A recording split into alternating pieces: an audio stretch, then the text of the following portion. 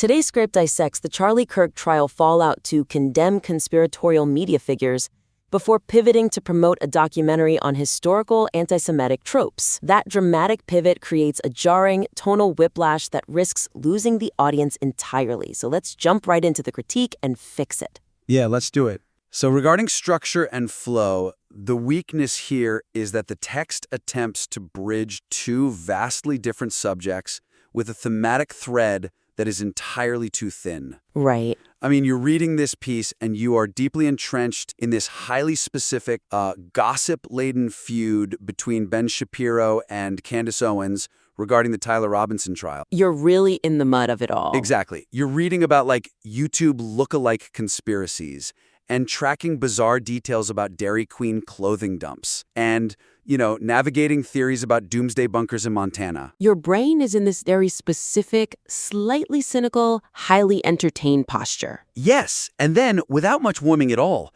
the author asks the reader to transition from that localized internet circus into a weighty, solemn exploration of the 3,000-year history of the blood libel. It's huge. We're suddenly talking about Pharaoh's Egypt, Gaza, historical massacres. Right, and looking at the draft, the suggestion for improvement is to build a stronger, more explicit thematic bridge by connecting the mechanics of modern conspiracy mongering directly to the historical mechanics of the blood libel. Because right now, looking at it, that thread hinges almost entirely on just a passing mention of a psychological concept, right? Yeah, exactly. The text basically says that Owens is engaging in projection by projecting her own nature onto others. And then it just pivots by stating that the Jewish people are, quote, painfully familiar with projected nonsense. And that is the exact moment the structure just buckles. Yeah. I mean, projection is a psychological mechanism, sure, but as a structural transition in a piece of persuasive writing, it's practically weightless. You're asking a reader who is currently processing internet gossip to suddenly adopt the emotional gravity required to process historical genocide. Just on the pivot of a single vocabulary word? Right. It feels a bit like shifting gears in a manual transmission car without using the clutch. Oh, that is exactly what it feels like. Like, technically, you might possess the brute strength to force that stick shift into the next gear, and technically the car is still moving forward down the highway, but you violently jolted the passengers in the process. Yeah, you've thrown them against the dashboard. Right. They aren't enjoying the ride anymore. They're just disoriented. And when a reader is disoriented, they close the tab. So, for a concrete example of how to fix this, instead of pivoting abruptly on the word projection, the script could frame the Owens segment as a perfect modern case study in how easily audiences fall for fabricated, evidence-free narrative. Okay, I like that. The text could explicitly say something like, the willingness of millions to believe a baseless story about a doomsday bunker in Montana over actual courtroom security footage is the exact same human vulnerability that fueled the blood libel for centuries. Oh, wow. That changes everything. Right?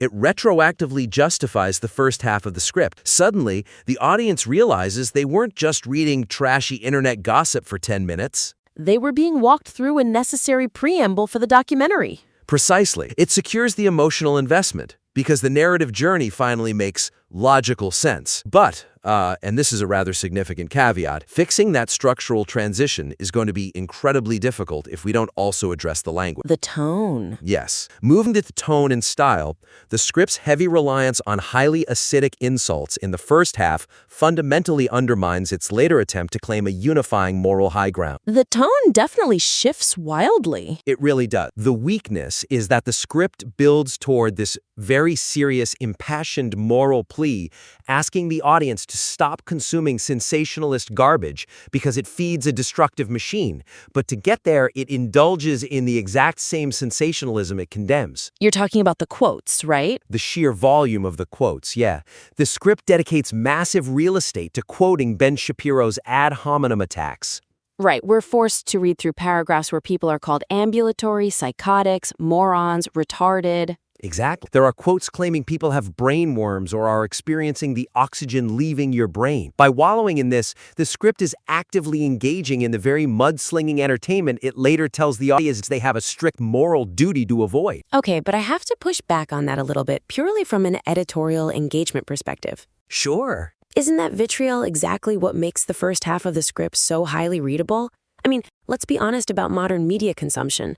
Those fiery quotes, the intense back and forth, the sheer theatricality of Shapiro taking the gloves off, that's what keeps people glued to the screen. I hear you. If you strip all of that colorful language away, don't you run the risk of making the script incredibly dry? Well, it is a totally valid editorial concern. Vitriol absolutely drives short-term engagement. It gives the reader a quick dopamine hit, but we have to ask ourselves what the author's ultimate purpose is. There is a massive difference between short-term engagement and long-term purpose fulfillment. And the purpose here isn't just to write a viral takedown piece. Exactly. So my suggestion is to curate the quoted material to focus rigorously on the factual dismantling of the conspiracy, rather than the theatrical name-calling. So align the tone of the evidence with the tone of the final moral argument. Right. Because when you build the foundation of a moral argument on cheap vitriol, the reader receives a deeply contradictory message. It feels hypocritical. Like, sensationalism is a moral failing, but please enjoy this sensationalist takedown I've curated for you. Yes. And readers are incredibly sensitive to hypocrisy. They will tune out the moral plea if they feel the author hasn't earned it. So the author's essentially trying to have their cake and eat it too. They want the clicks from the drama, but the prestige of the moral high ground. And they have to choose. So for a concrete example, take a red pen and trim the quotes where the rhetoric veers into personal vitriol. Cut the line about oxygen leaving your brain. Cut the speculations about soul. Delete the word moron. Exactly. And instead, heavily emphasize the clinical breakdown of the timeline that's already in the text. The factual grounding is actually excellent. It really is. Like, it meticulously notes the September 10th security footage at Utah Valley University. Yes. It tracks the precise 9:25 a.m. return to the vehicle. And it points out the definitive identification of the suspect by Robinson's own parents. Highlighting those cold, hard facts over the insults elevates the script. It makes the final plea to ignore the clowns and follow the evidence feel earned and authentic rather than hypocritical. Precise. You become the adult in the room. And this naturally leads us into looking at what other excess weight the script is carrying. Right. Once you start trimming, you notice other things. Exactly. So, looking at completeness and focus, the material introduces a compelling critique of media complicity, but dilutes its impact by scattering its focus across too many secondary targets and absurd minutiae. It really does get lost in the weeds. It's a shame, because the weakness is that the most powerful intellectual argument in the first half, the assertion that passive broadcasters commit a category error and a moral failing, is nearly buried beneath an avalanche of extraneous conspiracy detail. Let's unpack that category error concept for a second, because I found that fascinating. Yeah. The author argues that broadcasters, specifically mentioning Megyn Kelly and Tucker Carlson, refuse to denounce dangerous lies under the guise of friendship. They treat these massive public figures as if they are just eccentric buddies at a dinner party. Completely forgetting that these people have platforms reaching millions. Right. They confuse a public threat with a private quirk. It is a brilliant observation. It cuts right to the heart of how modern media ecosystems fail to self-regulate. But the author spends so much time debunking Lance Twiggs' height and Jesse Merle's Montana bunker theories and questioning Turning Point USA's CEO's succession. It reminds me of a novice lawyer in a courtroom. Oh, how so? Like, if a prosecutor has a smoking gun that clearly proves guilt, what do? They show the jury the smoking gun, they rest their case, and they win. Right, they keep it simple. But if that same prosecutor holds up the smoking gun and then spends 3 hours proving that the defendant's alibi about buying a hot dog at 2 p.m. is false, and then analyzes a mustard stain on a totally different shirt, the jury just gets exhausted. Yeah, they tune out. Presenting every single piece of bizarre evidence, no matter how small, often confuses a jury, whereas presenting only the undeniable smoking gun wins the case. That courtroom analogy is spot on.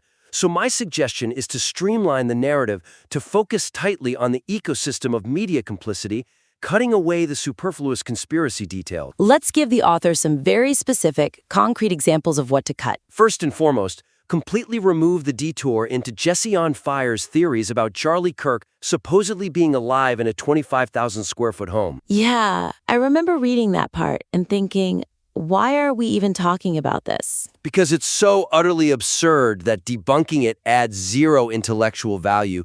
Delete it entirely and reallocate that space to amplify the section discussing the moral failing of journalists who sit this one out. Make the silence of peers the central conflict. But what if the author argues that they need to include those bizarre details, the body doubles, the bunkers, to demonstrate just how deranged the conspiracy has become? Well, you do need to establish the absurdity, sure, but you don't need to give every single ridiculous claim its own dedicated paragraph. Right. So another concrete option is to group all the bizarre theories into one rapid-fire sentence.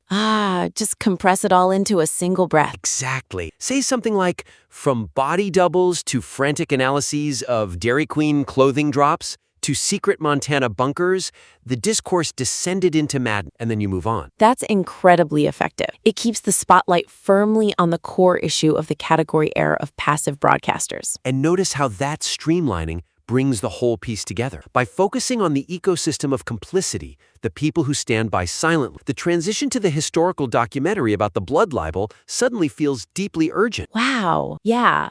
Because the mechanics are exactly the same. The complicity is the bridge. It all comes back to treating the audience with respect. You can't lure them in with rambling gossip and then suddenly demand profound reflection. You have to earn their reflection. Exactly. Well, to summarize, the listener can strengthen this material by explicitly connecting the mechanics of modern conspiracies to the historical blood libel to fix a jarring transition. Second, prioritizing factual takedowns over theatrical insults to maintain moral authority. Right. And third, trimming the excess conspiracy minutia to keep the spotlight on the core issue of media complicity. We invite the listener to revise a text and submit it again for further review. Yeah, we'd love to see it. Thanks for tuning into this critique, and we'll see you next time.